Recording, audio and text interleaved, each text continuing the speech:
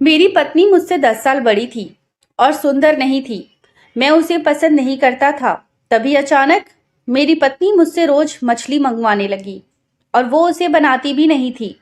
पूछने पर कहती मछली बिल्ली खा गई। और सुबह वो मुझे एक 16-17 साल की खूबसूरत लड़की जैसी लगती। एक रात 2 बजे मेरी नींद खुली तो जो देखा मेरे पैरों तले जमीन निकल गई। मेरा नाम रवि है। मेरे बचपन में ही मेरे पिता की मृत्यु हो गई। जब मेरी उम्र 26 साल की हुई तो मेरी माँ ने एक दिन मुझे बहुत ही अजीब बात कही, जिसे सुनकर मैं काफी हैरान हो गया था। मेरी माँ ने मुझे कहा कि मेरी शादी करवाना चाहती है और मेरे लिए उन्होंने एक लड़की भी ढूंढ ली है। एकदम से ये सब बातें सुनकर मैं काफी उलझन में पड़ गया था, क्योंकि मैं शादी के लिए बिल्कुल भी तैयार नहीं था।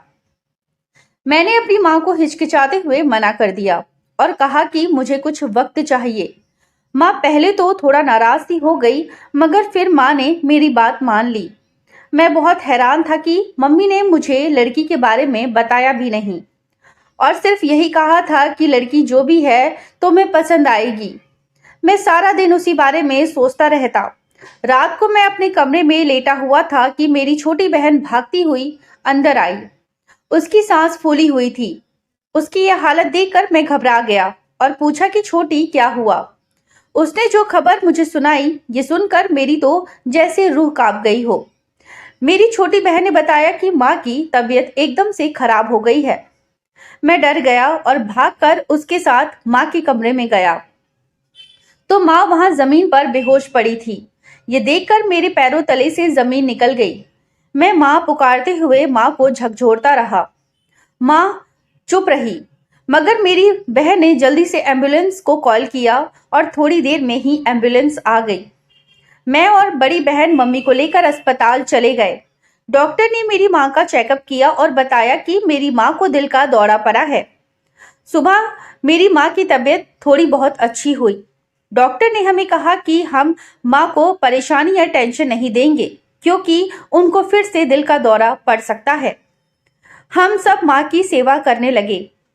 फिर एकदम माँ ने मेरे सर पर हाथ रखा और कहने लगी कि बेटा, मेरी जिंदगी ना जाने कितनी बाकी है। मेरी हालत ठीक नहीं है। मैं चाहती हूँ तुम मेरे मरने से पहले ही शादी कर लो। मैं तुम्हें शादीशुदा देखकर चैन से मरना चाहती हूँ। अब मना करने का सवाल ही पैदा नहीं होता था। मैंने हाँ में सिर हिला दिया। फिर माँ बोली कि बेटा, तुम उसी लड़की से शादी करोगे जिसका मैंने तुमसे कहा था। मैंने हाँ कर दी और फिर उस रात अस्पताल में हमसे मिलने एक लड़की आई थी, जिसने सूट सलवार पहना हुआ था, और अस्पताल में ही एक वकील को बुलाया और हम दोनों की वकील के सामने ही कोर्ट मैरिज की रजिस्ट्री करवा दी। हम दोनों कोर्ट से शादी कर चुके थे। शादी में माँ ने मुझे कहा, अपनी पत्नी को लेकर घर चले जाओ और तुम्हारी बहनें मेरे पास अस्पताल में रुक जाएंगी। मैं शादी से खुश तो नहीं था, लेकिन अपनी पत्नी का चेहरा देखने के लिए बहुत बेताब था। मेरी बहन माँ के पास रुक गई और हम घर आ गए। मेरी पत्नी घूंघट ओढ़े बैठी थी। जब से मैं कमरे में पहुंचा और मुस्कुराते हुए जो ही उसका घूंघट उठाया, तो उसका चेहरा देखकर मेरे पैरों तले से जमीन निकल गई। मेरे सामने जो मेरी पत्नी बैठी थी, वह मुझसे तकरीबन 10 साल बड़ी थी। मैं 25 साल का नौजवान लड़का था और वह 35 साल की थी। ना तो वो इतनी खूबसूरत थी कि मैं देखता रह जाता, और ना ही वो इतनी बदशक्ल थी, बस ठीक ठाक थी। उसका रंग थोड़ा सा सांवला था। यह सब देखकर मैं घबरा गया और फौरन कमरे से बाहर चला गया। सारी रात मैं घर से बाहर रहा और यही सोचता रहा कि मेरी माँ ने मेरे साथ ऐसा क्यों किया। इतनी आम सी लड़की से मेरी शादी क्यों की। 2 दिन बाद मेरी माँ अस्पताल से घर आ गई थी। माँ की तबीयत खराब थी और इसीलिए मैं अपनी माँ से किसी तरह का कोई शिकवा शिकायत नहीं की और अपनी पत्नी के साथ ऐसे ही रहने लगा जैसे आम मियाँ बीवी रहते हैं। मेरी पत्नी मुझे पसंद तो नहीं थी, मगर वह बहुत अच्छी थी। कुछ ही दिनों में उसने अपने व्यवहार से मेरा दिल जीतना शुरू कर दिया। वह मेरे लिए वक्त पर खाना लाती, मैं घर आता तो पानी लाती, मेरे कपड़े वक्त पर धोती और उसे प्रेस करा करती। सारे घर के काम बकायदा जी लगा के किया करती। मेरी माँ और मेरी बहनों का भी ख्याल रखती थी। मुझे अब धीरे धीरे मेरी पत्नी थोड़ी अच्छी लगने लगी। मुझे उस बात का गुस्सा था कि वह मुझसे 10 साल बड़ी है। मैंने उसे अब तक पत्नी की निगाह से नहीं देखा था, मगर वह जिस तरह मेरा ख्याल रखती थी मुझे अच्छी लगती थी। मैं शुरू शुरू में तो उससे गुस्से में बातचीत करता था, उसे हर वक्त डांटता रहता था, मगर फिर मेरे शब्दों में धीरे धीरे अच्छाई आने लगी और यूं ही हमारी शादी को 2 महीने गुजर गए। अब वक्त गुजरने लगा था। एक दिन मैं सोया हुआ था जब मुझे रोने की आवाज आई, तो मैं हैरान रह गया। यह आवाज बाथरूम से आ रही थी। मैं परेशान था कि रात के इस वक्त बाथरूम में कौन रो रहा है। मैंने दरवाजे पर आवाज दी तो थोड़ी देर बाद मेरी पत्नी ने बाहर आई। मैंने उससे पूछा कि तुम अंदर रो रही थी, तो वो कहने लगी कि नहीं, मैं तो नहीं रो रही थी, आपको कोई गलतफहमी हुई है। लेकिन मुझे यकीन था वह सच में रो रही थी। ऐसे ही दिन गुजरते जा रहे थे। मैं अपनी पत्नी को अक्सर रोता हुआ देखा करता था और जब उसे रोने की वजह पूछता तो वह मुझसे कुछ भी ना बताती और झूठ बोल देती कि मैं नहीं रो रही थी। ये चीज मुझे परेशान करती थी कि मेरी पत्नी क्यों रोती है। मैं उसकी वजह जानना चाहता था। एक दिन मैं काम से घर वापस आया तो मैंने देखा कि मेरी बहन मेरी पत्नी को बहुत डांट रही है और सिर्फ डांट ही नहीं रही है बल्कि थप्पड़ भी मारा है। ये सारा तमाशा मैंने अपनी आंखों से देखा था। दीदी मेरी पत्नी से कह रही थी, तुम मनहूस हो, तुम जिस बदसूरत औरत की वजह से हमारा घर बर्बाद हो गया। हमारे भाई को और भी खूबसूरत लड़की मिल सकती थी। मैं फौरन दीदी से बोल पड़ा कि दीदी आप यह सब क्या कर रही हो और इस शादी में उसकी क्या गलती है। फिर मैं हाथ पकड़कर अपनी पत्नी को कमरे में ले गया। अब ऐसा अक्सर होने लगा था। मेरी बहन मेरी पत्नी को अक्सर डांटती थी और फिर मुझे पता चल गया मेरी पत्नी क्यों रोती है। मुझे अपनी पत्नी से अब थोड़ा सा प्यार होने लगा था। मैं अक्सर अपनी बहनों से अपनी पत्नी के लिए लड़ पड़ता था। वक्त ऐसे ही गुजरता चला जा रहा था। मैं अपनी बहनों से पत्नी के लिए लड़ता तो वह मेरी पत्नी के खिलाफ बातें करके मेरा दिमाग खराब कर देती। मेरी बहनें मेरी पत्नी की ऐसी ऐसी बुराइयां करती कि मुझे अपनी पति पर गुस्सा आने लगा था। मुझे नहीं पता था कि मेरी बहनें सच कहती है या झूठ, लेकिन मुझे उन पर यकीन था। अब मेरी माँ ने भी मेरी पत्नी के खिलाफ मुझे उकसाना शुरू कर दिया। जब माँ ने मेरी पत्नी की बुराई की तो मुझे यकीन हो गया कि खोट मेरी पत्नी के अंदर ही है। उस रात मैंने अपनी पत्नी को बहुत डांटा था। मुझे दुख हुआ था, मगर क्या करता। वह चुपचाप बैठी मेरी डांट सहती रही। वक्त गुजरता जा रहा था और मेरी पत्नी के खिलाफ मेरी बहनों की शिकायतें बढ़ने लगी। मैं भी अब अपनी पत्नी से तंग आ गया था। मैं अब उससे कम ही बातचीत करता था। वह मेरे लिए खाना लाती तो मैं जानबूझकर खाने में कमी निकाल कर उसे डांटता। कोई तो काम करती तो फिजूल में गुस्से में आ जाता। घर के सभी लोग उससे तंग आ चुके थे। एक दिन मेरी दीदी मेरे पास आई और उन्होंने आकर मुझे बहुत ही अजीब बात कही, जिसे सुनकर मुझे बहुत तेज गुस्सा आ गया। दीदी ने मुझे कहा, तुम अपनी पत्नी को छोड़ दो। यह सुनकर मेरा दिमाग थोड़ा सा घूम गया। मैंने दीदी से कहा कि मैं ऐसा कैसे कर सकता हूँ। दीदी ने मुझसे कहा कि वह मम्मी को मना लेगी और मेरी शादी अपनी सहेली से करवा देगी। मैं पहले तो मना किया, मगर 3 दिन बाद दीदी ने मुझसे कहा कि उन्होंने मम्मी को मना लिया है। अब मैं भी राजी हो गया था, मगर यूं ही उसको कैसे छोड़ सकता था। फिर एक दिन मेरी पत्नी मेरे लिए खाना पका कर लाई। खाने में नमक थोड़ा सा ज्यादा था। मैंने सोच रखा था कि आज नमक ज्यादा होने का बहाना करके अपनी पत्नी को डांटूंगा और उससे छुटकारा लेने की बात भी कह दूंगा। मैंने उसे डांटना शुरू कर दिया, लेकिन जैसे ही मैंने उसे छोड़ने की बात कही, वह मेरी पत्नी रोने और चीखने लगी। उसकी आवाज सुनकर वहां लोग आ गए। उन्होंने पुलिस को भी बुला लिया था। यूं मैं अपनी पत्नी को तलाक देने से रुक गया। मुझे थाने ले जाया गया। फिर मामले को पुलिस ने सुलझा दिया और मेरी पत्नी ने भी मुझसे माफी मांगी। हालांकि उसकी गलती नहीं थी। उस दिन के बाद मेरी पत्नी बिल्कुल बदल सी गई थी। अब वह कुछ न बोलती थी, हर वक्त चुप रहती थी। बस रात होती तो मुझसे मछली मंगवाती थी। उसके अलावा खाने में कुछ न मंगवाती। मैं बहुत परेशान होता और उसे मछली लाकर भी देता। मैंने दुकानदार से कहा कि मुझे बिल्कुल ताजा मछली चाहिए और मैं ताजा मछली उसके लिए उसके लिए लेकर पन्नी में आया था। मेरी पत्नी कमरे के बाहर खड़ी थी, मेरा इंतजार कर रही थी। मुझे देखते ही उसकी आंखें चमक उठी और उसने मुझसे वह मछली ली, मछली की थैली पकड़ ली थी। मैं हैरान था जब उसने फिर से कहा, रात को मेरे लिए फिर से मछली ले आना। यह सुनकर मैं घबरा गया और कहा कि तुम रोज इतना मछली मंगवाती हो, उसका क्या करती हो? मैंने थोड़ा गुस्से में कहा था, इसीलिए वो सहम सी गई थी और कहने लगी, रात को मछली बिल्ली खा गई थी और उस वजह से आज दोबारा मछली मंगवा रही हूँ। मैंने उसकी बात मान ली और फिर काम पर चला गया। अगले रोज मैं दोबारा अपनी पत्नी के लिए मछली लेकर आया और उसे अपने हाथों से थमा दिया और अपने कमरे में आ गया था। लेकिन हैरत का झटका मुझे तब लगा जब अगले दिन मेरी पत्नी ने फिर से मुझसे कहा कि प्लीज आज रात भी मछली ले आइएगा। मैंने फिर से पूछा कि मछली तो लाया था, वो तो पकाया ही नहीं। कहने लगी, बिल्ली खा गई थी। मैं भी बहुत हैरान था कि सोचने लगा कि बिल्ली इतना मछली कैसे खा जा सकती है।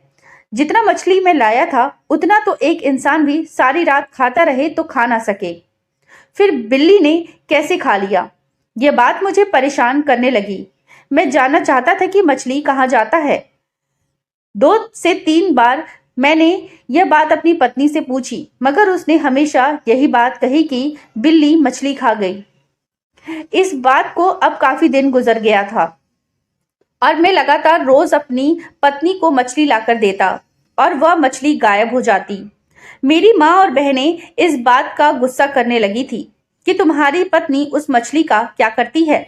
मैं थोड़ा अफसोस में कहता कि दीदी मुझे नहीं पता, बस वह रोज ही ऐसे ही कहती है कि बिल्ली खा जाती है। मेरी उस बात को मेरी दीदी ने सर पर सवार कर लिया था और ठान लिया था कि उस बिल्ली के राज से पर्दाफाश करके ही रहेगी। मेरी दीदी ने मेरी पत्नी पर कड़ी नजर रखनी शुरू कर दी, क्योंकि मेरी दीदी को मेरी पत्नी पर अजीब सा शक हो गया था। अब मेरा और मेरी पत्नी के बीच सब कुछ अच्छा होने लगा था। अब मैं उसे डांटता नहीं था, उसका ख्याल रखता था और खुद अपनी खुशी से रोज रात को मछली लाकर देता था। मेरी माँ और बहनें अब अगर मेरी पत्नी के खिलाफ कुछ भी कहती तो मुझे फर्क नहीं पड़ता था। मैं उनकी किसी बात पर यकीन नहीं करता था। मेरी बहन भी इस बात पर हैरान थी कि उसको एकदम से क्या हो गया और यह अचानक जोरू का गुलाम कैसे बन गया। मुझे भी अंदाजा नहीं था मेरे साथ क्या हो रहा है।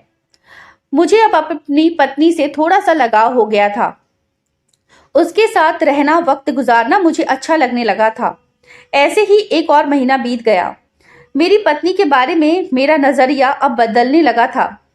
जब भी वह सुबह जगती तो मुझे 18-19 साल की लड़की जैसी जवान लगा करती थी। मुझे अब मेरी पत्नी बहुत खूबसूरत लगती थी, जैसे वह कहीं की परी हो। मैं बहुत हैरान होता था कि उस हसीन लड़की को मैं मारा करता था। मैं अपनी पत्नी से उसके साथ बीते हुए कल की माफी मांगा करता था। अब हर वक्त पत्नी के पास रहने को मेरा दिल करता था। मैं ना सिर्फ हर वक्त उसके साथ रहना बल्कि अब उसकी सेवा भी करना चाहता था। अच्छा लगता था, उसके लिए खाना पकाता था और उसके सारे काम करता था। उसको कोई काम न करने देता।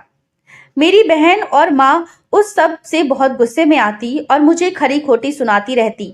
मैं उनसे लड़ पड़ता और कहता कि मेरी पत्नी के बारे में एक शब्द भी नहीं सुनूंगा।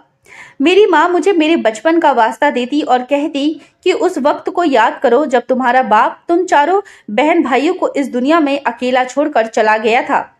तब मैंने तुम सबको अपने खून पसीने की कमाई खिलाई और जवान किया, और आज तुम अपनी पत्नी के कहने पर हम लोगों से लड़ते हो। मैं कहता कि माँ कुछ भी कहो, मगर मेरी पत्नी को कोई तकलीफ ना दो। अब मेरी पत्नी ने बहुत सह लिया। ऐसे अच्छे दिन अब गुजरते जा रहे थे। एक दिन मेरी दीदी को उस मछली का राज पता चल गया और मेरी गैर मौजूदगी में मेरी पत्नी को डांटना शुरू कर दिया और डांटते हुए मेरी पत्नी पर हाथ भी उठा दिया। मैं जब वहां पहुंचा तो मेरी दीदी ने मुझे भी वह राज बता दिया, अपनी तरफ करने की कोशिश की, मगर यह सब देखकर मैं अपनी दीदी पर गुस्सा किया और मैंने गुस्से में अपनी बहन को घर से धक्के मारकर बाहर निकाल दिया।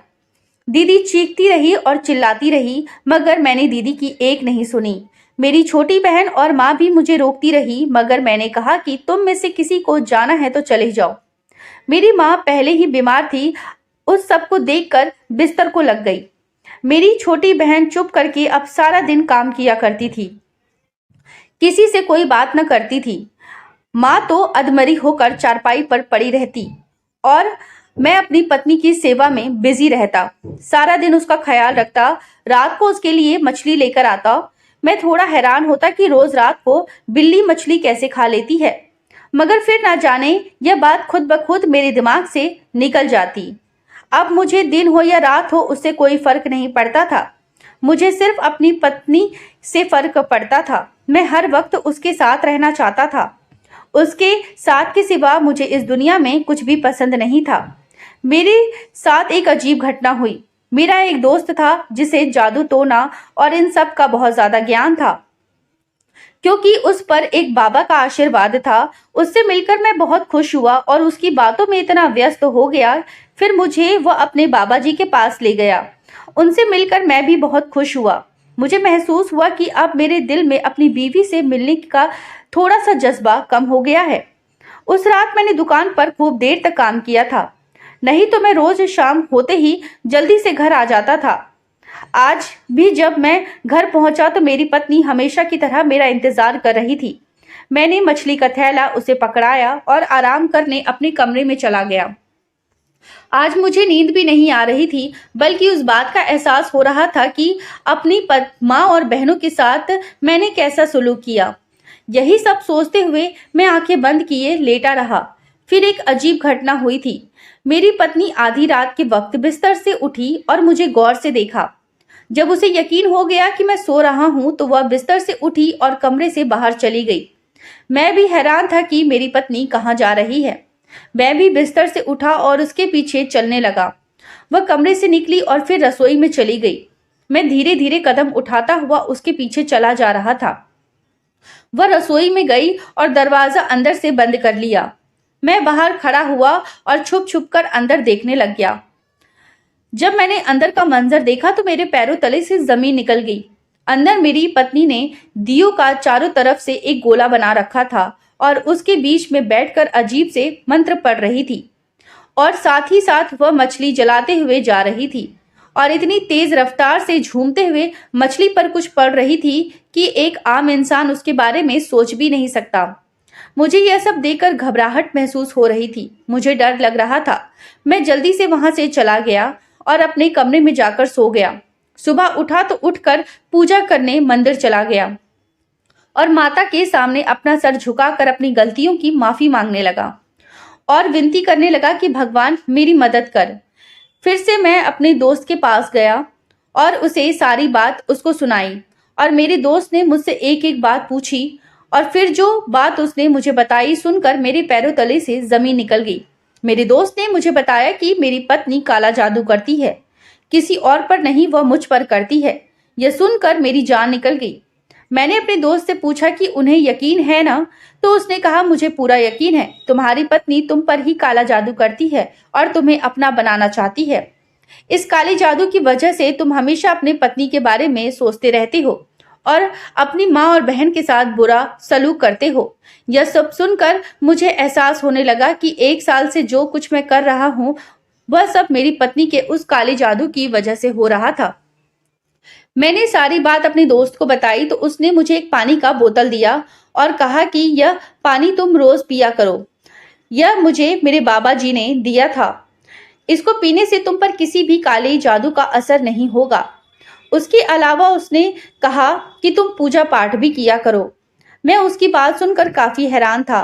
पानी की बोतल लेकर अपने घर आया। मैंने पूजा पाठ करना शुरू कर दिया।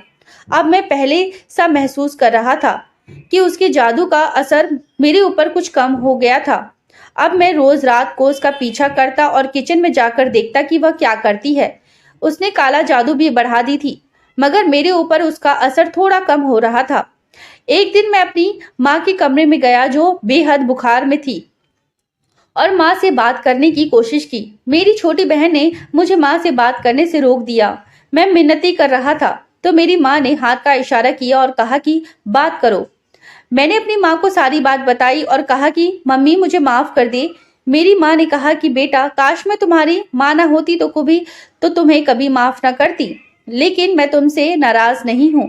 मैं माँ के गले लग गया और कहा कि माँ मैं दीदी को भी घर वापस लाना चाहता हूँ। माँ ने कहा कि तुम्हारी दीदी को भी वापस ले आएंगे। फिर मैंने माँ से कहा कि आपने मेरी शादी इतनी बड़ी उम्र वाली लड़की से क्यों की। माँ कहने लगी कि बेटा तुम्हारे बाप का एक दोस्त था जिसने मरने से पहले तुम्हारे बाप से वादा किया था कि उसकी एक लौती बेटी की शादी अपने बेटे से कराएगा, और यही वजह थी कि मुझे तुम्हारे बाप के मरने के बाद उसके उस वादे को पूरा करना पड़ा और उस लड़की से तुम्हारी शादी करवा दी। मैं अपनी माँ के से फिर से गले लग गया और कहने लगा मैंने यूं ही गुस्से में आपको गलत समझा था। माँ ने मुझे थपकी दी और मेरे आंसू पोंछे और कहा कल हम तुम्हारी बहन को लेने जाएंगे। उस रात फिर से मेरी पत्नी रात को किचन में गई और रोज की तरह उसके पीछे गया। उसे मैं छुप कर देख रहा था, मगर उसकी नजर मुझ पर पड़ गई। मुझे देखते ही वह जोर जोर से चीखने लगी और फिर मेरे कदमों पे आकर गिर गई और उसका राज खुल गया और कहने लगी मैंने तुम्हें हासिल करने के लिए अपना सब कुछ बर्बाद कर दिया। वह चीखती जा रही थी। मैं उस सब से डरता था। मैंने जल्दी से वह बाबा जी का पानी दिया हुआ उस पर फेंका तो वह बेहोश होकर गिर गई। सुबह मेरी पत्नी को होश आया तो वह रोने लगी और फिर मैंने उससे पूछा कि उसने ये सब क्यों किया, तो वह कहने लगी कि मैंने हमेशा अपनी जिंदगी अकेले गुजारी है। मेरे माँ बाप मुझे छोटे में ही छोड़ गया। माँ मर गई और पति को भी मैं पसंद नहीं आई। मेरी नंदे और सास मुझ पर जुल्म करती थी। उनका करना भी बनता था। कौन बर्दाश्त करता लड़के से बड़ी लड़की। सास और पति के जुल्मों सितम से सताई गई और बहुत परेशान रहती थी। मेरी एक सहेली ने मुझे यह बताया कि बाबा जी के पास चलते हैं, वह तुम्हारे मसले का हल बताएंगे। बाबा ने कहा कि उस अमल से अपने पति को काबू में कर सकूंगी और फिर मैंने यही अमल करना शुरू कर दिया। मेरा पति अब मेरा होने लगा था और काफी देर यह सब चलता रहा, मगर फिर मेरे हाथ से सब निकलने लगा। मेरी बीवी रोने लगी और सबसे माफी मांगने लगी। मैंने अपनी बीवी के आंसू पोंछे और कहा कि इसमें तुम्हारा नहीं बल्कि मेरी गलती है। मैंने अपनी पत्नी से माफ कर दिया। मेरी माँ और बहनों ने भी मेरी पत्नी को माफ कर दिया और कुछ दिन बाद में मैंने दीदी से माफी मांगकर उसे भी घर ले आया। अब मैं अपनी पत्नी से नफरत नहीं करता था, बल्कि उसे दिल से कबूल कर चुका हूँ। काश मैं यह सब पहले समझ जाता तो मेरी पत्नी को ये कदम ना उठाना पड़ता। दोस्तों, आपको हमारी कहानी कैसी लगी है कृपया कमेंट में जरूर बताएं और चैनल पर नए आए हैं तो हमारे चैनल कहानी वो अनकही को सब्सक्राइब करना ना भूलें। धन्यवाद।